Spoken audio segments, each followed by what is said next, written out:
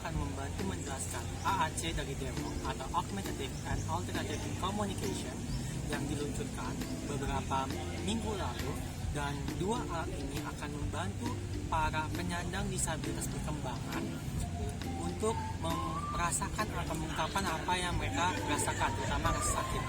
Dan dua ini akan membantu layanan-layanan publik seperti layanan kesehatan, rumah sakit, ataupun apotek untuk mendiagnosis atau memahami rasa sakit yang mereka alami. Maka dari itu, dalam video kali ini aku akan berusaha mengenalkan alat atau AAC milik Dewong ini kepada salah satu orang tua dari penyandang disabilitas perkembangan, yakni Ibu Hayati, dan videonya atau video wawancaranya akan ditampilkan setelah ini. Semuanya jangan lupa disaksikan. Terima kasih. Oke, selamat malam Ibu Hayati. Malam. Perkenalkan, nama saya Husain Akil, dan kali ini saya akan membantu memperkenalkan AAC milik Dewong atau Augmentative and Alternative Communication yang diperuntukkan untuk orang-orang disabilitas perkembangan, seperti salah satunya Down syndrome. Mungkin itu juga yang dialami oleh anak dari Ibu Hayati sendiri, yakni Kak Iza yang dengan Down syndrome. Semoga AAC milik Dewong ini akan membantu Kak Iza untuk menyampaikan rasa sakit setelah saya menyampaikan buku ini. Baik, jadi terdapat dua buku kali ini yang saya pegang.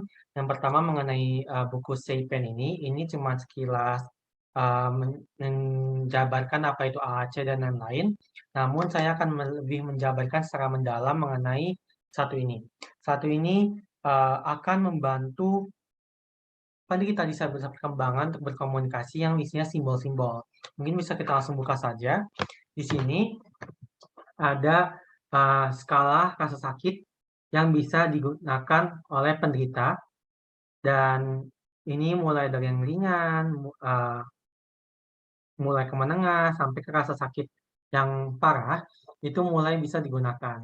Nah, tidak hanya itu, sakitnya ada di mana dan bagaimana rasanya itu juga ada di halaman selanjutnya. Seperti di sini. Di sini ada bagian-bagian tubuh yang bisa ditunjuk oleh penderita. Misalnya Kak Iza itu sakit bagian matanya, perih. Dia bisa nunjuk ke mata di sini. Atau dia bisa nunjuk bagian badannya mana sakit. Itu bisa dibantu untuk menunjukkan rasa sakitnya. Lalu,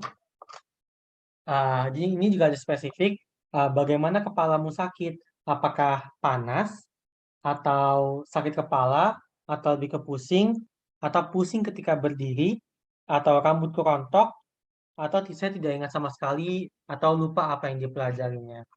Lalu tidak hanya itu, terdapat beberapa lainnya juga seperti yang mata, lalu ada juga hidung di sini,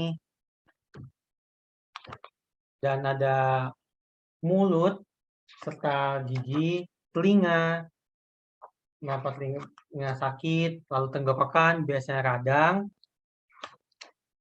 perut, bokong, apabila Kak Iza mengalami gangguan menstruasi atau apa, mungkin bisa melalui ini penggambarannya. Bisa ada tangan, kaki, kulit, dan sampai pada juga ada perasaan, yang mana ini membantu menggambarkan kesehatan mental Kak Iza, apa yang dia rasakan juga, apakah lagi sedih, atau dia nggak bisa tidur, dan lain-lain. Lalu juga apa yang ada kondisi ketika sebelum makan, dan juga ada setelah makan, apakah kebanyakan kopi, atau lain-lainnya. Nah, dari gambaran tersebut, saya juga ingin sekaligus bertanya mengenai keseharian Kak Iza. Apakah selama berkomunikasi dengan Kak Iza juga ada menyampaikan rasa sakit melalui bahasa tubuh yang disampaikan? Namun sebelum itu, menurut Ibu Hayati, bagaimana gambaran mengenai alat komunikasi tadi? Terima kasih. Ya, terima kasih tadi penjelasannya cukup menarik apa yang disampaikan oleh Agil. Memang selama ini apa yang dirasakan oleh Kak Iza ketika dia sakit itu, dia menyampaikannya misalnya sakit pada matanya atau sakit pada giginya, dia akan menunjukkan organ tubuhnya yang sakit. Misalnya, karena kebetulan Kak Iza ini tidak terlalu bisa berbicara, ada kendala di dalam bahasa yang kurang jelas, tapi dia memahami ada beberapa hal, misalnya ketika dia sakit gigi, dia akan menunjukkan sakit gigi.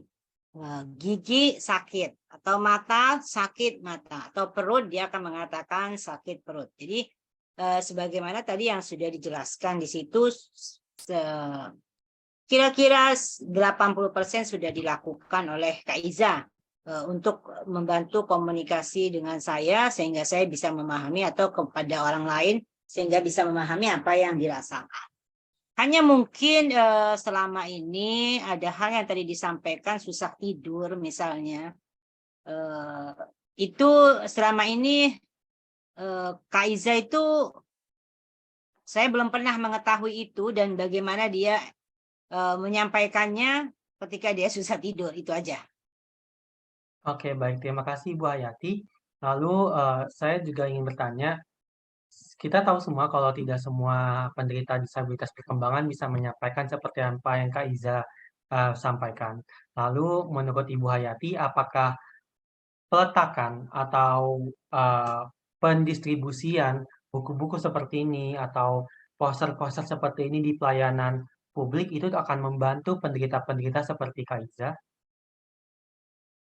Menurut saya itu bagus sekali, karena tidak semua orang itu memiliki mengetahui cara bagaimana dia mengetahui atau berinteraksi dengan anak-anak yang memiliki kebutuhan atau disabilitas dengan baik.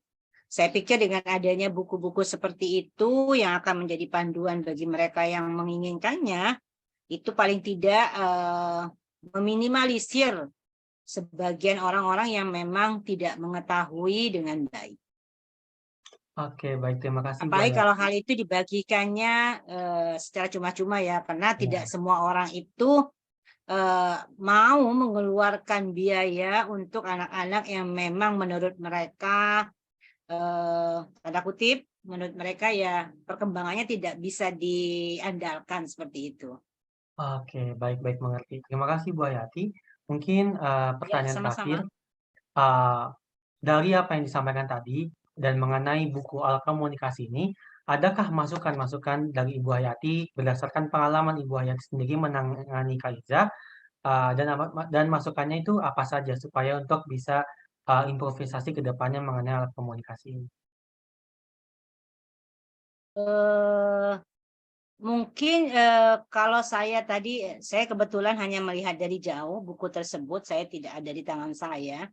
Saya juga hanya bisa menilai sedikit. Mungkin perlu juga adanya panduan-panduan cara komunikasi atau cara belajar yang baik untuk anak-anak yang memiliki disabilitas kebutuhan khusus, terutama dalam masalah Down syndrome, misalnya menggunakan isyarat seperti itu ya. Apa yang isyarat yang terbagus, karena menurut saya tidak semua anak Down syndrome itu bisa berbicara dengan baik, oleh karena itu butuh adanya isyarat atau bagaimana cara berkomunikasi selain apa yang dirasakan untuk rasa sakit.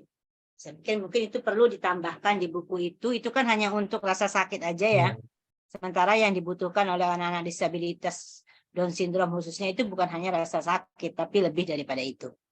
Oke, baik. Terima kasih. Jadi kalau bisa dirangkum, kalau bisa komunikasi yang dihadirkan dalam buku ini tidak hanya mengenai rasa sakit, namun juga komunikasi selain itu. Lalu juga bisa diberikan secara cuma-cuma karena tidak semua orang tua atau perawat ingin memberikan effort lebih atau usaha lebih terhadap anak yang dianggap perkembangannya nggak bisa dibantu lagi. Mungkin seperti itu ya.